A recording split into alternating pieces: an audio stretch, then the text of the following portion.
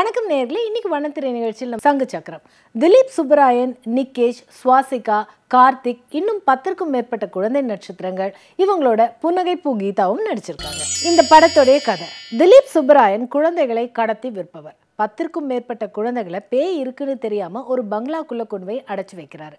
அந்த பங்களாக்குள்ள புன்னகை பூ கீதாவும் அவருடைய மகளும் அழகான பேய்களாக இருக்காங்க. குழந்தைகளில் நிகேஷுக்கு 500 கோடிக்கு மேல் சொத்து இருப்பதால் அவரை கொலை செய்ய அவருடைய பாதுகாவலர்கள் இருவர் பேய் வீட்டிற்குள் வராங்க.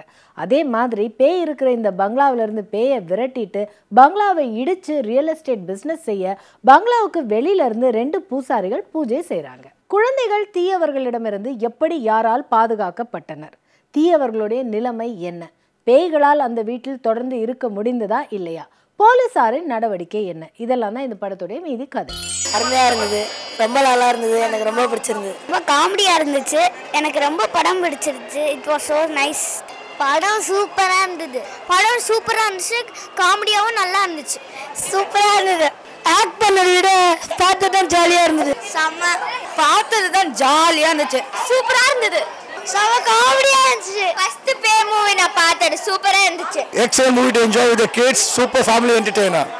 சூப்பரா இருந்தது படம். நான் சங்கு சக்கரம் படம் பார்த்தேன், சூப்பரா இருந்துச்சு. நான் பேய் படமே பயப்படாம இருப்பேன். பேய் படம் பார்த்தனா இதுதான். திலீப் சுப்பராயன் கிரிக்கெட் வீரர் மலிங்கா போல் முடி வைத்துக்கொண்டு குழந்தைகளை பங்களாவிற்குள் பிடிக்க முடியாமல் குட்டி பேயிடம் மாட்டிக்கொண்டு அவஸ்தைப்படும் காட்சிகளில் ரசிக்க வைக்கிறாரு, சிரிக்க வைக்கிறாரு. குழந்தை பேயாக வரும் சுவாசிகா அழகான பேயாக குழந்தைகளோடு குழந்தையாக சேர்ந்து விளையாடும் காட்சிகள் பயம் கடந்த ஆனந்தம். அம்மா பேயாக வரும் புன்னகை பூ கீதா குழந்தைகள் கேட்கும் கேள்விக்கு பதில் சொல்ல தெரியாமல் மாட்டிக்கொண்டு முழிப்பது சிரிப்பின் உச்சம். ஒளிப்பதிவாளர் ரவி கண்ணன் ஒரே வீட்டிற்குள் நடக்கும் பல காட்சிகளை பார்ப்பவர்களுக்கு சலிப்பு ஏற்படா வண்ணம் பதிவு செஞ்சிருக்காரு. பேய்கள் பறந்து வரும் காட்சிகளில் நிஜ உணர்வை ஏற்படுத்தியிருக்காரு. இயக்குனர் மாரிசன் குழந்தைகள் கொண்டாட வேண்டும் என்பதற்காகவே குழந்தைகளில் ஒரு குழந்தையை பேயாக நடிக்க வைத்திருப்பது வரவேற்புக்குரியது. பேயாக இருக்கும் புன்னகை பூ கீதாவிடம் சிறுவன் நிகேஷ் பேய்களுக்குள் ஜாதி மதம் இருக்கா, ஜாதி சண்டை வருமா, பொறாமை இருக்கா, பேய்கள் லஞ்சம் வாங்குமா என மனிதர்கள் செய்யும் பல தவறுகளை சுட்டிக்காட்டி கேள்வியாக கேட்கும் இடம் அற்புதம். ஃபாரின் மந்திரவாதிகளை நம் உள்ளூர் மந்திரவாதிகள் உடுக்கை அடித்து விரட்டிவிட்டு பேசும் வசனங்கள் சிந்திக்கக்கூடியவை, சிரிக்கக்கூடியவை. மொத்தத்தில் சங்கு சக்கரம் வெளிச்சம். சங்கு சக்கரம் ஒரு நல்லா ஜாலியான ஒரு குழந்தைகளோட ஃபேமிலியோட பார்க்க வேண்டிய ஒரு படம். குழந்தைகள் எல்லாமே பயங்கரமாக சிரிச்சு ரசிச்சு பார்த்தாங்க. நானும் ஒரு குழந்தையாக மாறி சங்கு சக்கரத்தை ரசித்தேன். கண்டிப்பாக ஃபேமிலியோட குழந்தைகளோட பார்க்க வேண்டிய படம் தான் சங்கு சக்கரம். எல்லாம் மிஸ் பண்ணாமல் பாருங்கள். நடிச்சிருந்த ஒவ்வொரு குழந்தைகளுமே ரொம்ப அழகாக ஒரு பேய் படம் அப்படின்னா அது மூஞ்சில் பயம் இருக்கும். ஆனால் அதில் ரொம்ப ஜாலியாக ரொம்ப ரசித்து ஒவ்வொரு குழந்தையுமே பண்ணியிருந்தாங்க.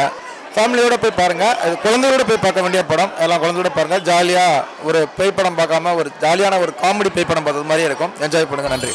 நான் தான் சங்கு சக்கரம் படத்தோட மாரிசன் பேசுகிறேன்.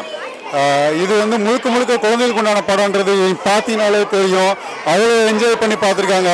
அவங்களோட அறிவு, அவங்களோட சிந்தனை எல்லாத்தையும் இந்த 2 மணி நேரம் இந்த படத்தை பார்க்கும்போது அவ்வளோ என்ஜாய் பண்ணாங்க. இது வழக்கமான பேய் காமெடி படம் கிடையாது, இந்த சமுதாயத்தோட சட்டையஸ் காமெடி தான். இவ்வளோ பெரிய படத்தை கொடுத்துருக்குறோம். பீப்புள்ஸ் நீங்கள் அவங்க ஃபேமிலியோட வந்து என்ஜாய் பண்ணுங்க. பேய்னா டம்மி பீஸ் அப்படின்ற ஒரு விதையை நான் வந்து இன்னைக்கு விதைச்சிருக்கேன். இனி பேய் படம் எடுக்கும்போது சங்கு சக்கரம் இருக்கும். இந்த குழந்தைகள் மனசுல சங்கு சக்கரம் நிற்கும். சங்கு சக்கரம் எப்படியா இருக்கு சொல்லுங்க.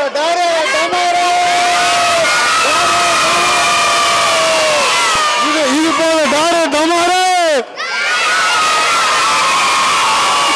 மீண்டும் சந்திக்கும் வரை வணக்கம் கூறி விடைபெறுவது உங்கள் பிரியதர்ஷினி. நன்றி.